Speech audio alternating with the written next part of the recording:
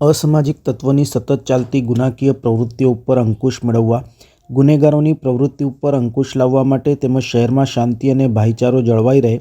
તે હેતુથી તથા વડોદરા શહેરમાં ધાર્મિક પ્રસંગો દરમિયાન પણ કોઈ અનિચ્છનીય બનાવ ન બને તે તમામ હકીકતો ધ્યાને લઈ ગુનેગારો ઉપર સખતમાં સખત રીતે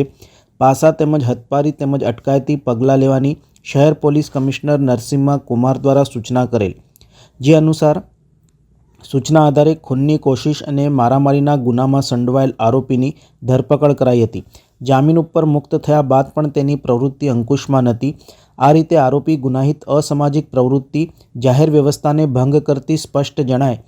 આરોપીની અસામાજિક પ્રવૃત્તિ અંકુશમાં લાવવા શહેર પોલીસ કમિશનર નરસિમ્હા કુમાર દ્વારા સદર ઇસમનું પાસા વોરંટ ઇસ્યુ કરતા વડોદરા શહેર ફતેગંજ પોલીસ સ્ટેશન દ્વારા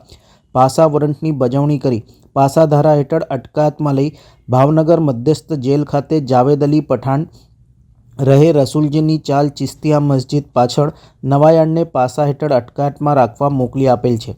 ઘરફોડ ચોરીના ગુનામાં સંડોવાયેલ ઈસમ જસપાલસિંહ સિકલીગરની અસામાજિક પ્રવૃત્તિ ઉપર અંકુશ મેળવવા તે સારું વડોદરા શહેર પોલીસ કમિશનર તરફથી સદર ઈસમનું પાસા વોરંટ ઇસ્યુ કરતા પાણીગેટ પોલીસ સ્ટેશન દ્વારા પાસા વોરંટની બજવણી કરી પાસા ધારા હેઠળ અટકાયતમાં લઈ રાજકોટ મધ્યસ્થ જેલ ખાતે પાસા હેઠળ અટકાયતમાં રાખવા મોકલી આપેલ છે.